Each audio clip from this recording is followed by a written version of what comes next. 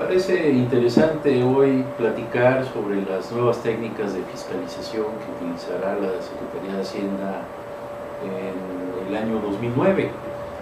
No hay que olvidar que ya nos anunció el CIPRED de este año para todas las empresas que se dictaminan, que se auditan, que viene una serie de cambios importantes en materia de fiscalización. Y esto es muy importante tomarlo en cuenta porque las empresas estarán viviendo estos cambios que durante mucho tiempo no se aplicaron en la legislación.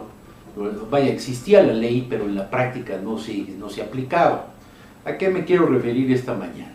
Está platicando de las nuevas técnicas de fiscalización que hay en materia de partes relacionadas. Cuando hablo de partes relacionadas, estoy hablando fundamentalmente de aquellas empresas que están relacionadas, ya sea por su participación accionaria, por su participación administrativa o por el control, lo que se llama control de gobierno. De acuerdo a la norma B8, el control de gobierno implica que una empresa administre o tome las decisiones más importantes de otra empresa, y ahí estaríamos hablando del supuesto de control. Sin embargo, la mayoría de los empresarios, de las empresas, ignoran que también existe el supuesto de que partes relacionadas no solamente implique estas tres cuestiones a las que me he referido, sino también el hecho de que las empresas tengan partes, digamos, familiares vinculados hasta en cuarto grado, porque aquí entra supletoriamente la ley aduanera, en particular el artículo 96. En ese sentido, como ustedes saben, esta legislación tiene vigencia desde el año 97 y es hasta ahora, hasta el 2008, cuando la Secretaría de Hacienda hace un esfuerzo enorme por aplicar la ley, dándonos a conocer un nuevo CIPRED, un nuevo sistema de reporte de dictamen, donde se incluyen todos estos asuntos y estos asuntos de relevancia que durante muchos años no se exploraron. En este tema existe dos grandes apartados. Estamos hablando de la parte relacionada con aquellas personas morales que tienen partes relacionadas en el extranjero o aquellas personas morales que tienen partes relacionadas en México. Estos son los dos grandes apartados. Por aquellas que tienen partes relacionadas en el extranjero siempre existió la obligación inclusive de presentar una declaración informativa y realizar el estudio de periodo de transferencia al que hace referencia el artículo 216 de la ley.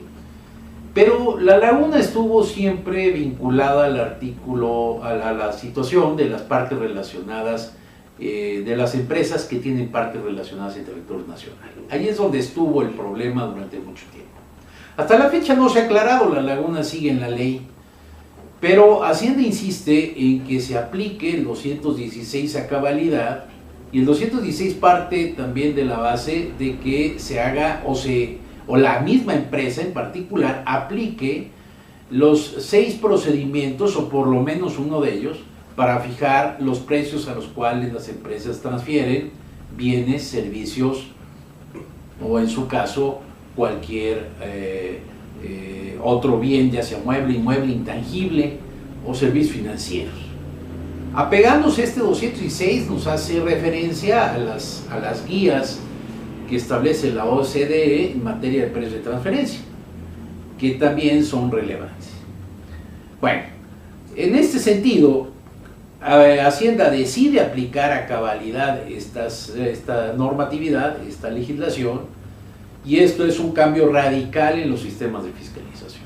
Ahora, el empresario mexicano que tenía varias empresas en México, las cuales operaban, o en su caso operan, pero muchas de ellas, muchos grupos empresariales, pues han ido dejando cascarones de empresas con algunos efectos fiscales que en la práctica deciden transmitir a las empresas que tienen realmente la operación mediante facturación o mediante algún término de intercambio.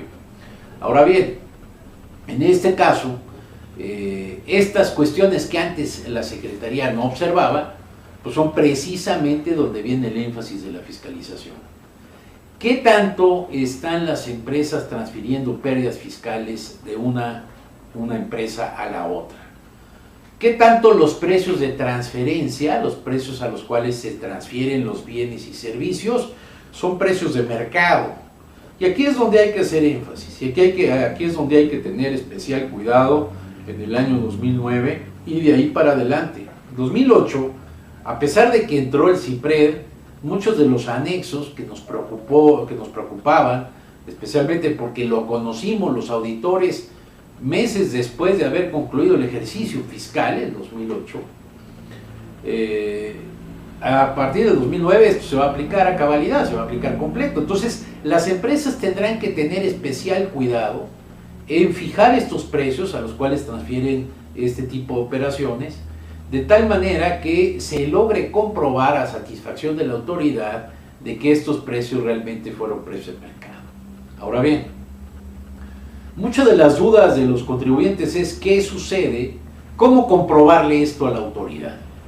Bueno, en principio la comprobación debe ser realizada de acuerdo a un estudio que hace un especialista, no necesariamente un contador público, ni mucho menos un contador público con registro ante la DAR, aunque siempre sería más confiable un estudio realizado por un contador público porque a pesar de todo, las cifras deben de estar, como se dice en la jerga contable, amarradas con las cifras del contribuyente. Si yo estoy validando un estudio de precios de transferencia, para mí va a ser muy importante que tanto los ingresos por parte de una de las empresas relacionadas como las erogaciones por parte de la otra empresa relacionada que mantuvieron operaciones, pues estén perfectamente amarrados, coincidan con las cifras en la contabilidad y en las declaraciones de impuestos, de tal manera que no exista la posibilidad de que no se haya revisado esta operación. Entonces el trabajo de un contador es muy relevante, y yo me refiero a que el contador el estudio no debe ser realizado por un contador porque no lo fija así la ley, o sea, simplemente dice que se debe apegar al 216. Y el 216 nos lleva indudablemente al estudio, y este estudio debe practicarse con oportunidad y debe ser un estudio serio, y de la mejor manera de hacerlo es desde luego que este estudio se realice por un despacho con un contador y una serie de especialistas, porque pues dentro de los precios de transferencia pues está fundamentalmente el negocio completo. Podríamos estar hablando inclusive de mercadólogos, ingenieros y demás especialistas en los temas, de tal manera que, inclusive economistas, de tal manera que estos precios puedan fijar razonablemente. Ahora bien, esta técnica de este estudio, al cual no estábamos acostumbrados, debe realizarlo cualquier empresa, independientemente del monto de los ingresos. Por muchos años se dijo que las empresas que tuvieran ingresos inferiores a 13 millones de pesos no están obligadas, sin embargo la ley no hace diferencia alguna. Es importante señalar que el reglamento interno de la Secretaría de Hacienda no faculta a la autoridad a revisar aquellas empresas que tengan ingresos menores a 13 millones, pero si la empresa principal, la cual está comprando bienes de aquellas empresas relacionadas, tiene ingresos superiores, bueno, pues entonces tendría evidentemente que hacer el estudio. Otra de las dudas que surge en el camino es cuántos estudios hay que hacer si un grupo corporativo tiene 20 empresas. Bueno, pues yo diría que hay que hacer tantos estudios como operaciones, como empresas principales tengan operaciones con las empresas afiliadas o subsidiarias. ¿A qué me refiero con esto? Por ejemplo, una empresa, digamos que una empresa constructora decide contratar los servicios de sus empresas relacionadas, de 4 o 5 empresas relacionadas, ¿no? A la hora que estamos haciendo el estudio de la empresa constructora, estamos al mismo tiempo haciendo el estudio de las 5 empresas adicionales. Por lo tanto, un solo estudio cubriría perfectamente a las otras 5 empresas que están relacionadas. No encontraría yo ahí especial problema.